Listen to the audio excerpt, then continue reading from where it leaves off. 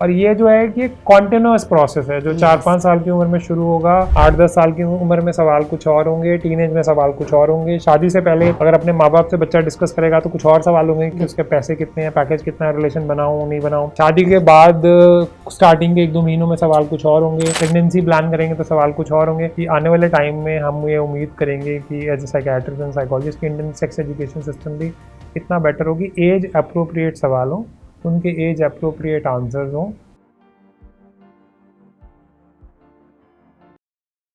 नमस्कार दोस्तों, इस वीडियो में हम बात करने वाले हैं डिटेल में सेक्स एजुकेशन के बारे में कि सेक्स एजुकेशन क्या होती है, ये कब देनी चाहिए, किस उम्र में देनी चाहिए, किसको देनी चाहिए, पेरेंट्स को देनी चाहिए, टीचर्स को देनी चाहिए, प्रोफेशनल्स को देनी चाहिए, या बच्चों को खुला छोड़ देना चाहिए कि वो सोशल मीडिया से या पोर्नोग्राफी से खुद सीखें। इसके देने के क्या फ़ायदे होते हैं और अगर नहीं देते हैं तो उसके पीछे क्या मानसिकता या डर होता है पेरेंट्स का, उसके बारे में डिटेल में बात करेंगे। मैं हूं आपका दोस्त डॉक्टर राजीव, साइकियाट्रिस्ट, और मेरे साथ है सारिका विसारिया मैम जो कि हैं साइकोलॉजिस्ट। तो सबसे पहले हम डर की ही बात कर लेते हैं वीडियो की शुरुआत में।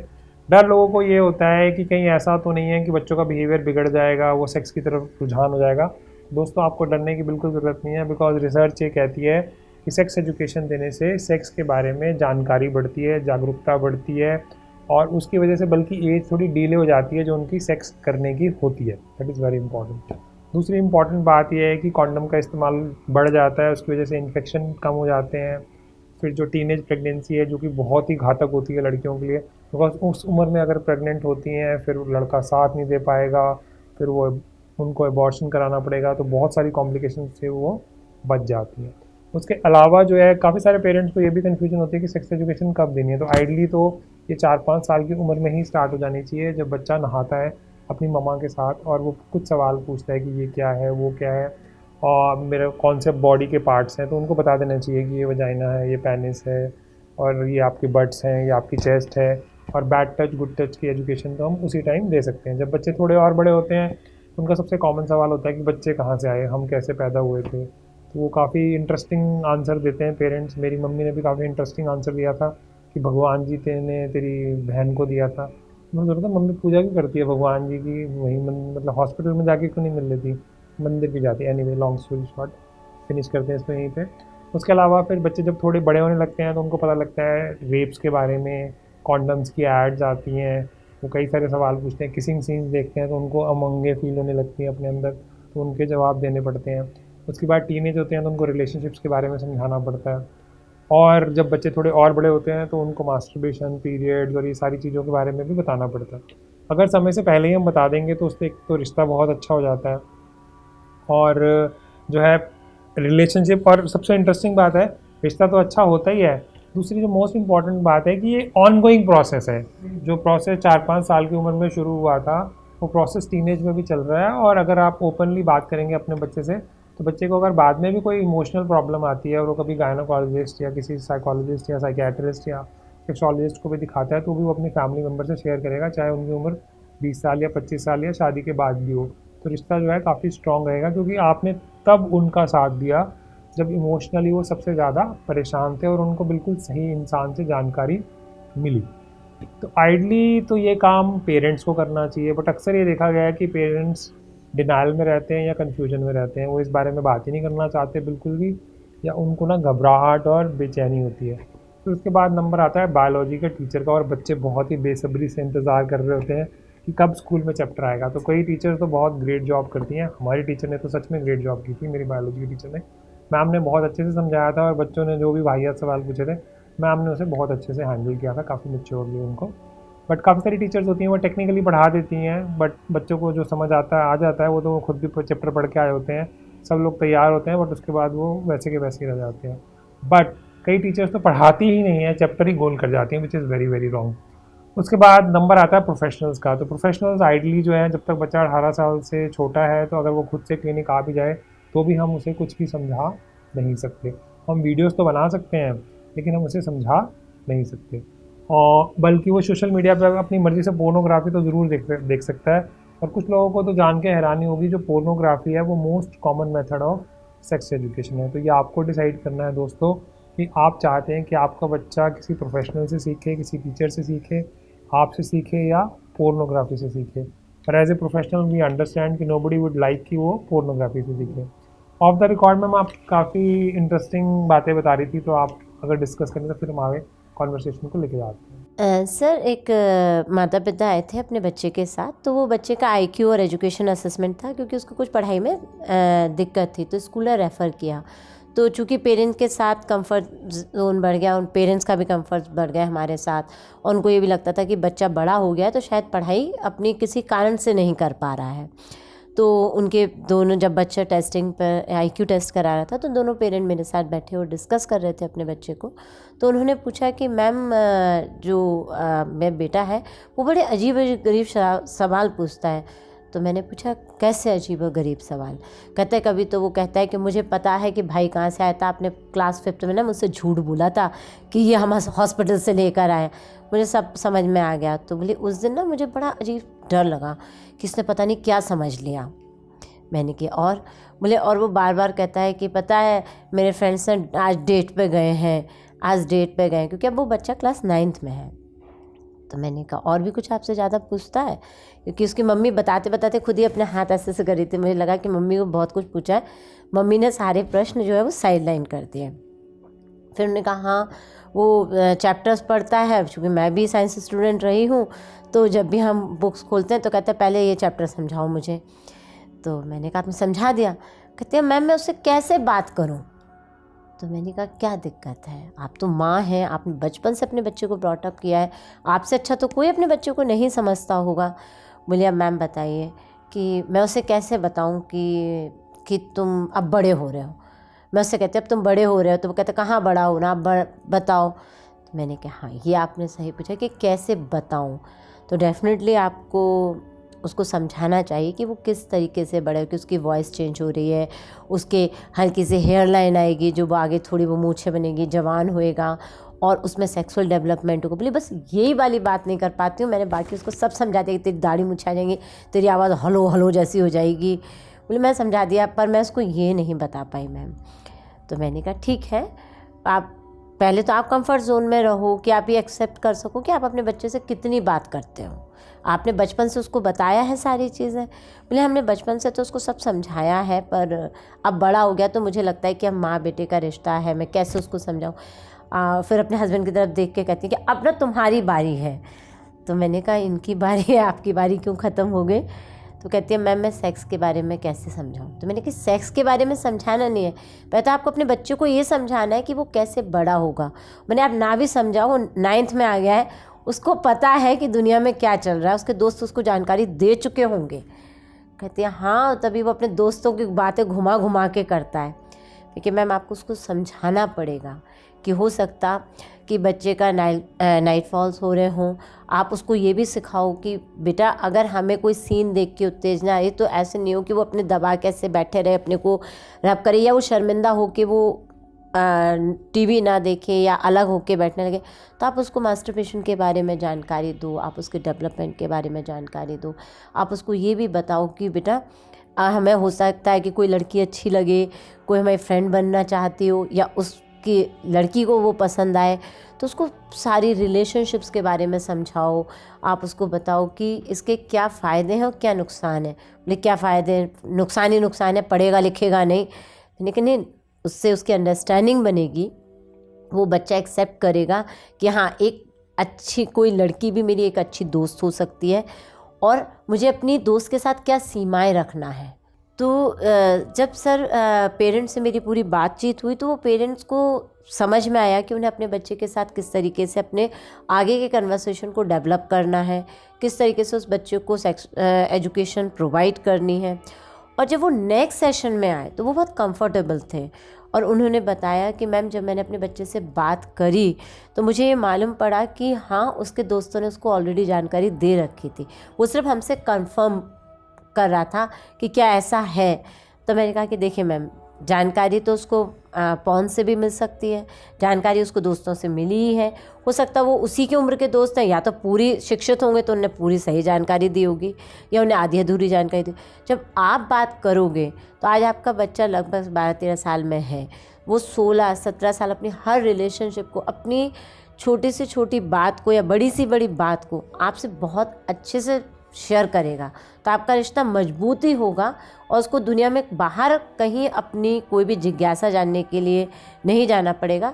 फर्स्ट उसके इन्फॉर्मर आप ही लोग होंगे, चाहे वो उसके फादर हो या आप एज ए मदर हो।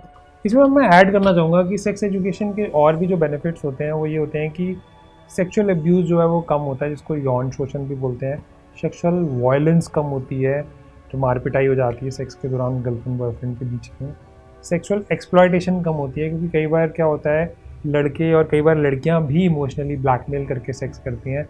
जैसे अगर मान लीजिए आजकल तो ये भी ट्रेंड है कि अगर लड़का किसी लड़की में इंटरेस्टेड नहीं है तो बोलती क्या तू गे है, मतलब वो ये नहीं बोलती कि मैं इन्फीरियर हूँ या मैं इनकॉन्फिडेंट हूँ किसी भी एंगल से या मेरे में कोई कमी है बट तेरे में कमी है, तो बंदा प्रूव करने के लिए रेडी हो जाता है।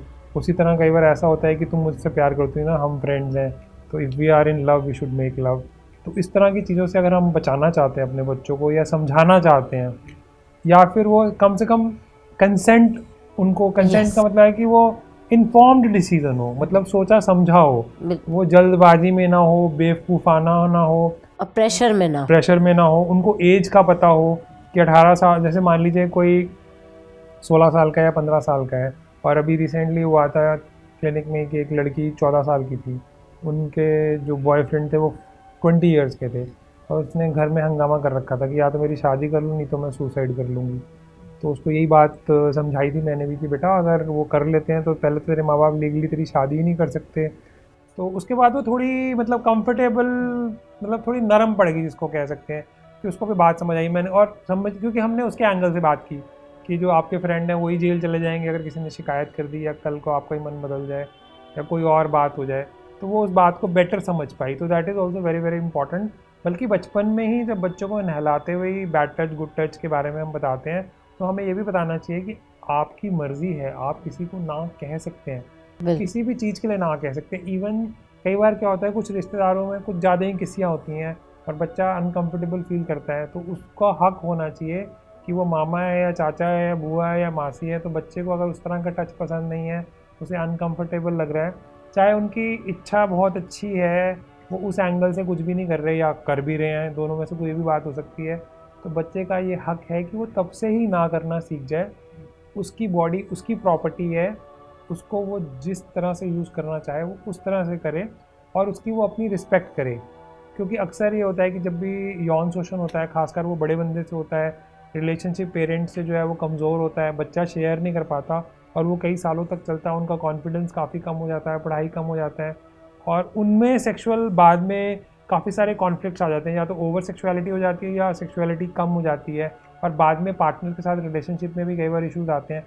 तो सेक्स एजुकेशन से ये सारे इश्यूज़ जो है हम अच्छे से एड्रेस कर सकते हैं। बल्कि आप और मैं तो स्कूल में भी गए थे और हमने काफ़ी सेशंस भी लिए, 11th क्लास के, 12th क्लास के, 9th क्लास के, 10th क्लास के बच्चे इतने एक्साइटेड थे। बल्कि मैम आपको ध्यान होगा एक बार मैंने प्रिंसिपल मैम को कहा था कि अगर आप बेटर है टीचर्स को बाहर भेज दें तो हम बच्चों से बात कर लेंगे, तो मैम को लग रहा था कि शायद बच्चों को हैंडल करना मुश्किल होगा, बट बच्चे जो है उसमें और भी ज़्यादा कंफर्टेबल थे। बाद में जो उन्होंने हमसे सवाल पूछे जब हम बाहर आए, तो वो सवाल और भी गहरे थे, मतलब यहाँ तक पूछा लड़कियों ने कि क्या मास्टरबेशन कर सकते हैं जब हमारे को पीरियड्स होते हैं, उसकी वजह से कोई प्रॉब्लम तो नहीं आती पीरियड्स में, या आने वाले टाइम में माँ बनने में कोई दिक्कत तो नहीं आएगी। हेयर्स के बारे में लोगों ने सवाल पूछे, तो ये सवाल, और जो लड़के लोग थे ये पूछते हैं कि साइज़ बड़ा है छोटा है, टेस्टिकल्स ऐसे हैं, निपल्स में ऐसी सेंसेशंस हो रही हैं।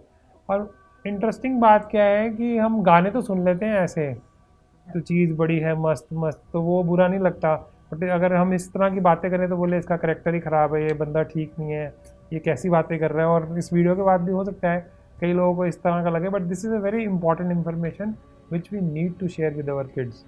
इससे सर सेक्स एजुकेशन से हम कई बार बच्चों को, जैसे आपने खुद बताया कि भाई चाइल्ड अब्यूज़ होगा या उनका क्या कहते किसी बच्चे को अंधेरे में, जैसे एक पेशेंट आया था मेरे पास, उन्होंने बताया कि उनका बच्चा रो रहा था, चूँकि मदर बहुत अवेयर थी और 5 साल का बच्चा था वो, और उसको उसके बड़े कोई उनके घर में किराएदार रहते थे जो, तो भैया उसको बाथरूम में ले जाते थे और उसको क्या कहते उसके कपड़े उतारते थे, और वो बच्चा डर जाता था, और बाद में वो कहते थे बाहर जाके तुम्हें किसी से नहीं कहना।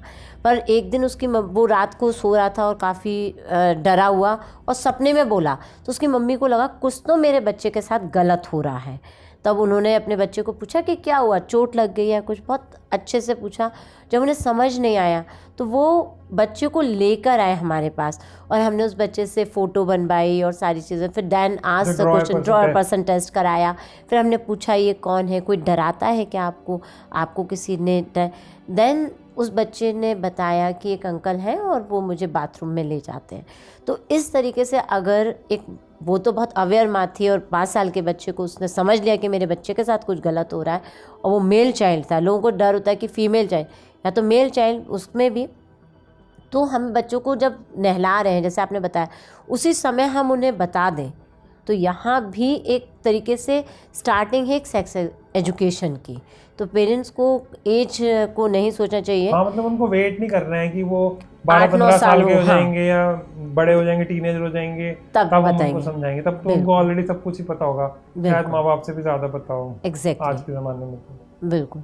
अक्सर ये देखा गया है कि जब सेक्स एजुकेशन की बात आती भी है ना, तो जो पेरेंट्स जो सेक्स एजुकेशन देते हैं वो ये देते हैं कि रात को लेट नहीं आना, अकेले नहीं जाना, लिफ्ट में अकेले नहीं जाना, और उसके बाद अगर आप कहीं किसी पार्टी में जा रहे हो तो अपने ड्रिंक को नहीं छोड़ना कि उसमें ड्रिंक में कोई कुछ मिला ना दे। और ऐसा हो भी सकता है, मना भी नहीं कर सकते, ये इंपॉर्टेंट पार्ट है। बट ये जो एजुकेशन बेस्ड होती है, ये 2 तरह से एजुकेशन दी जा सकती है एक्चुअली। एक एजुकेशन होती है एब्सटिनेंस ओनली। एब्सटिनेंस ओनली का मतलब है कि आप यही सोच के कह रहे हैं कि बच्चा सेक्स करेगा ही नहीं। ऐसा हो भी सकता है और नहीं हो सकता, बल्कि इसकी जगह कैफेटेरिया चॉइस होनी चाहिए। कैफेटेरिया चॉइस का मतलब है कि आपने एजुकेट कर दिया, बच्चे का अपना डिसीजन है कि वो क्या करना चाहता है। उसकी लीगल एंगल भी उसे समझाने चाहिए, मेडिकल एंगल भी समझाने चाहिए, और नहीं समझ आता तो प्रोफेशनल के पास ले जाना चाहिए, या वीडियोस खुद देख के अप्रूव करके फिर उसको दिखाने चाहिए, डिस्कस करने चाहिए। जैसे नेटफ्लिक्स पे काफ़ी अच्छी सीरीज़ है सेक्स एजुकेशन, बट है तो काफ़ी बोल्ड। मैं ये तो नहीं कहूँगा कि वो सिंपल माँ बाप झेल पाएंगे, बट ये है तो काफ़ी बोल्ड वो सीरीज़। सिंपल से मेरा कहने का मतलब ये नहीं, सिंपल मेरा कहना ओपन माइंडेड होना पड़ेगा उसके लिए आपको काफ़ी ज़्यादा। बट उसमें जो एजुकेशन दी है वो सच में बहुत अच्छी है, और सारे इशूज़ को काफ़ी अच्छे से उन्होंने डील किया है। एक जेंडर डिस्फोरिया छोड़ के तो उन्होंने 3 सीज़न में ऑलमोस्ट सारे इशूज़ जो एक टीनेजर को आ सकते हैं वो सारे उन्होंने डील किए हैं, इन्फेक्शन से लेके और बाकी सारी चीज़ों से लेके। अब वो यूके बेस्ड है तो उसमें काफ़ी सारी चीज़ें ज़्यादा ओपन है जो हमारी सोसाइटी में अभी तो उतनी नहीं है। सर, जैसे हमने सेक्स एजुकेशन तो बच्चों को देनी ही है, क्योंकि उससे उन बच्चों की सुरक्षा की बात है या उनकी सहमति की बात है कि कोई व्यक्ति के साथ अगर उन्हें अपने पार्टनर को चूज़ करना है तो वो चाहते हैं या नहीं, वो खुलकर बात कर सकें। लेकिन इनके अलावा भी पेरेंट्स के साथ अगर रिश्ता बच्चे का मजबूत होगा तो वो अपने फ्रेंड्स के बारे में बात कर सकेंगे, अपने ब्रेकअप्स के बारे में बात कर सकेंगे, अपनी रिलेशनशिप के बारे में बात कर सकेंगे। और हम उनको ये भी बता पाएंगे कि भैया अगर तुम अपने फ्रेंड्स के साथ जाते हो, चाहे वो मेल हो या फीमेल हो, इसमें होता है कि लड़कियों को बता दिया लड़कों को नहीं, हमें दोनों को ही बताना होता है कि जिस भी आप अपने पार्टनर को चूज़ कर रहे हो आप उसके प्रेशर में कोई डिसीज़न ना लें। कि कई बार होता है कि चैलेंजिंग कि तुम मुझे किस करके नहीं दिखा सकते, तुम तो ऐसे ही काहे के मर्द बन रहे हो, या तुम तो ऐसी लड़की हो, तुम में करेज नहीं है। तो ये उनकी सहमति होनी चाहिए कि हाँ मुझे किसी के साथ रिश्ता बनाना है या नहीं। हम ये पॉइंट आपने काफ़ी अच्छा उठाया, बिकॉज अगर बच्चे को एक तरह से हमने जैसे थिएटर की ड्रेस रिहर्सल होती है तो हमने पहले ही उसके मन में सिचुएशन डाल दी, तो जब सिचुएशन आएगी तो वो कंफ्यूज नहीं होगा। बिल्कुल, वो डिसीजन ले पाएगा जो उसकी पर्सनालिटी को मैच करता है। यस, वो जिस भी एंगल से जाए। तो अगर वो ना करना चाहता है और वो ना ही करता है तो वो कॉन्फिडेंट फील करके आएगा, ना कि कंफ्यूज्ड। यस, बिल्कुल सर। और इसमें जब बच्चे का अगर ब्रेकअप हुआ या उसकी कोई क्रश हुआ, या जैसे उसका लगा कि हाँ मुझे इस लड़की के साथ या इस लड़के के साथ अपने रिलेशनशिप को इस्टेब्लिश करना है, तो वो अपने माता पिता से बात कर सके, जिस भी कंफर्ट हो, अपने पेरेंट्स दोनों के साथ या अपनी मम्मी के साथ या अपने फादर के साथ, तो हम अपने बच्चे को समझ पाएँ। वो हमसे कई बार होता है बच्चे सलाह भी लेते हैं। हाँ बिल्कुल। और मुझे याद है जब मेरा पहला क्रश जो थी लड़की, इसकी वजह से मेरे 10th में अच्छे नंबर आए तो उसके पापा की ट्रांसफ़र हो गई। अभी क्रश हुए 1.5 महीना ही हुआ था। तो उस दिन मेरी मम्मी ने कहा बेटा खाना खाएगा? मैंने कहा मम्मी मूड नहीं है। तो अगर मेरी मम्मी से मैं बात कर पाता तो I would have felt very comfortable. बिल्कुल सर। तो अगर जो रिश्ते बच्चों के माँ बाप के गहरे होते हैं, जो उन बच्चों की लाइफ में बहुत इंपॉर्टेंट क्षण आते हैं, जैसे कि उनकी दोस्ती होना, ब्रेकअप होना, या उनके दोस्त का भी ब्रेकअप होना, तो वो कभी कभी वो अपने को भी जज करने लगते हैं। जैसे मैंने एक बार मेरे बेटे से बात हो रही थी, तो उसने अपने फ्रेंड के बारे में बताया। मैंने अगर तुम इस सिचुएशन में होते तो क्या करते? बोला पहले मैं आपके पास बात करने आता, फिर मैं कोई डिसीज़न लेता। तो ये एक रिश्ता है जब यहाँ आपकी बॉन्डिंग है, आपके बच्चों को ट्रस्ट है, तो माता पिता को भी फिर हमेशा घबराहट नहीं रहेगी कि मेरा बच्चा डेट पे जा रहा है तो क्या करके आएगा, क्योंकि ऑलरेडी वो इन्फॉर्मेशन शेयर कर चुके हैं बच्चे से, और बच्चा भी उनको इन्फॉर्म करके जा रहा है या बता रहा है कि मम्मी मुझे एक लड़की अच्छी लग रही है, या मुझे एक लड़का बहुत अच्छा लग रहा है जो मेरे क्लास में है। तो ये गहराई रिश्ते जो है ना, वो बहुत फ्यूचर तक बहुत अच्छे स्ट्रॉन्ग रिलेशनशिप को डेवलप कर। बल्कि मैम मैंने तो एक चीज़ और भी देखी है, वो इम्पॉर्टेंट ये है कि जब बच्चे को पता लगता है कि किसी ने क्लास में सेक्स कर लिया तो बहुत बड़ा बम फटता है। और अक्सर जब बच्चे टीनेज में होते हैं तो किसी ना किसी पेरेंट में, इवन फैमिलीज़ में भी किसी ना किसी का एक्स्ट्रा मैरिटल अफेयर चल रहा होता है। तो उसके बारे में भी अगर छुपा छुपी गेम खेली जाए तो वो ज़्यादा अच्छी नहीं होती, बिकॉज टाइम के साथ क्या होता है, जो फैमिली के सीक्रेट्स हैं वो काफ़ी टॉक्सिक हो जाते हैं या जहरीले हो जाते हैं। तो बेटर है कि उनके बारे में खुल के बात की जाए। जैसे पैसे के बारे में खुल के बात करनी चाहिए, आप कैरियर में आगे क्या करना चाहते हो उसके बारे में खुल के बात करनी चाहिए, उसी तरह सेक्स के बारे में बात करनी चाहिए। और टेक्निकली या साइकोलॉजिकली भी हम देखें तो आपके पास कितने ज़्यादा ग्राउंड्स हो जाएंगे बात करने के, आपका रिलेशन कितना गहरा हो जाएगा, आप कितनी वैरायटी पे बात कर सकते हैं। और ठीक है, मैं ये नहीं कहूँगा कि कोई सीरीज़ बैठ के अपने पेरेंट्स के साथ देखे, कंफर्टेबल है तो इट्स ओके, नहीं है कंफर्टेबल तो इट्स ओके। केवल बच्चे ही कंफर्टेबल नहीं होते, पेरेंट्स ज़्यादा ही कंफर्टेबल होते हैं, ऐसा भी मैंने देखा है। बिल्कुल। तो हाँ। खैर पेरेंट्स ही बोलते हैं आप बैठ के मेरे साथ दारू पी, और बच्चा नहीं पीना चाहता, डोंट वांट टू ड्रिंक। और कई बार ऐसा भी होता है कि वेजिटेरियन फैमिली में बच्चा होता है, वो नॉन वेज नहीं खाना चाहता बिल्कुल, तो वो भी हमें रिस्पेक्ट करना चाहिए। मतलब दोनों ही चीज़ों को रिस्पेक्ट करना चाहिए। कि बल्कि जैसे कैंसर के पेशेंट्स में ये बोला जाता है, हमें सिखाया जाता है जो साइकियाट्रिस्ट और साइकोलॉजिस्ट, कि आपको पेरेंट्स को कितनी इन्फॉर्मेशन, सॉरी पेशेंट के फैमिली मेम्बर्स को कितनी इन्फॉर्मेशन देनी है और कितनी नहीं देनी। और ये पेरेंट, कई बार तो ये पेशेंट का हक होता है कि वो अपने कैंसर के बारे में जानना भी चाहता है या नहीं। मतलब दोनों हक हैं कि उसको ये भी हक है कि वो जानना चाहता है कि कितने दिन बचे हैं, और अगर वो नहीं जानना चाहता, वो चाहता है कि मेरी वाइफ को या मेरे किसी बड़े को या मेरे किसी छोटे को आप बता दो जो घर में जिम्मेवार है, तो हमें उसका भी रिस्पेक्ट करना चाहिए। तो ये नहीं कि आप एजुकेशन देने पे आए हैं तो आप लगे हुए हैं, सामने वाला शर्माई जा रहा है, घबराई जा रहा है। और ये जो है कि कॉन्टिन्यूस प्रोसेस है, जो 4-5 साल की उम्र में शुरू होगा, 8-10 साल की उम्र में सवाल कुछ और होंगे, टीनेज में सवाल कुछ और होंगे, शादी से पहले अगर अपने माँ बाप से बच्चा डिस्कस करेगा तो कुछ और सवाल होंगे कि उसके पैसे कितने हैं, पैकेज कितना है, रिलेशन बनाऊँ नहीं बनाऊँ। शादी के बाद स्टार्टिंग के 1-2 महीनों में सवाल कुछ और होंगे, प्रेगनेंसी प्लान करेंगे तो सवाल कुछ और होंगे। तो रिश्ता जो है वो लाइफ लॉन्ग बना रहेगा। अगर आप इस बारे में बात नहीं करेंगे तो एक हिस्सा तो आपकी ज़िंदगी से वो कट ही जाएगा। और कई बार क्या होता है कि पहले सेक्स के बारे में कुछ बात नहीं करते और उसके बाद में यही बात करते, बच्चा करो बच्चा करो बच्चा करो बच्चा करो। तो मतलब सडनली आप इतना घुस जाते हैं उनकी लाइफ में जहाँ आपका हक बनता नहीं है, या आपने वो ग्राउंड ही कभी बनाया नहीं कि उस बारे में आप बात कर सकें। बिल्कुल सर आप एक अपने कज़िन का वो शेयर कर रहे थे, उसके बारे में बताएं। वो बेसिकली क्या है मैम, नीदरलैंड्स में सेक्स एजुकेशन का सिस्टम बना तो बेस्ट माना जाता है। पर मेरा कज़न इंसिडेंटली नीदरलैंड में ही रहता है और उसका अभी बेटा है, लगभग 6th क्लास में ही है अभी। तो 1 साल पहले की बात है, अभी कोविड के टाइम में उनको वहाँ तो स्कूल भी काफ़ी कम टाइम के लिए बंद हुए थे। तो उसने मुझसे शेयर किया, मैंने कहा यार तू तो बाहर रहता है, NRI हो गया। और कई बार NRI वाले लोग क्या होते हैं कि जब वो जाते हैं तो उनको बड़ा मज़ा आता है, लेकिन जब बच्चे इस उम्र में आते हैं तो कई बार वो प्लान करते हैं कि हम जो इंडिया ही आ जाते हैं, इनको वो संस्कार, मतलब आपने तो मज़े ले लिए, जब बच्चे के मज़े लेने के टाइम आए तो आपने बोला कि अब हम वापस आ जाते हैं। खैर उसका तो ऐसा कोई प्लान नहीं है, he is open minded and very caring father and mother both. तो मैंने जब अपने कज़न से पूछा तो उसने कहा कि हमें तो बल्कि स्कूल से बताया गया था कि हमने ऑलरेडी इनकी सेक्स एजुकेशन शुरू कर दी है, या आपसे कुछ सवाल पूछे होंगे और आपने इस तरह से आंसर करने। तो आई वॉज रियली इम्प्रेस्ड कि आने वाले टाइम में हम ये उम्मीद करेंगे कि as a psychiatrist and psychologist की इंडियन सेक्स एजुकेशन सिस्टम भी इतना बेटर होगी, एज अप्रोप्रिएट सवाल हों, उनके एज अप्रोप्रिएट आंसर्स हों। और उसके लिए क्या करना चाहिए, अगले वीडियोज़ में बात करेंगे कि कैसे बात करें जब बच्चा 5 से 8 साल का हो, कैसे बात करें जब 8 से 12 साल का हो, टीनेजर हो तो कैसे बात करें। और दोस्तों हम इस वीडियो को समराइज़ करें तो सेक्स एजुकेशन जो है वो ज़िंदगी का बहुत ही इंपॉर्टेंट हिस्सा है। अगर पेरेंट्स दे पाते हैं तो उससे बहुत ही गहरा रिश्ता बनेगा। ये 4 से 5 साल में शुरू होकर ज़िंदगी भर तक चलना चाहिए। एक नया एस्पेक्ट है, इसके थ्रू आप अपने बच्चे से कनेक्टेड रह सकते हैं पूरी ज़िंदगी भर।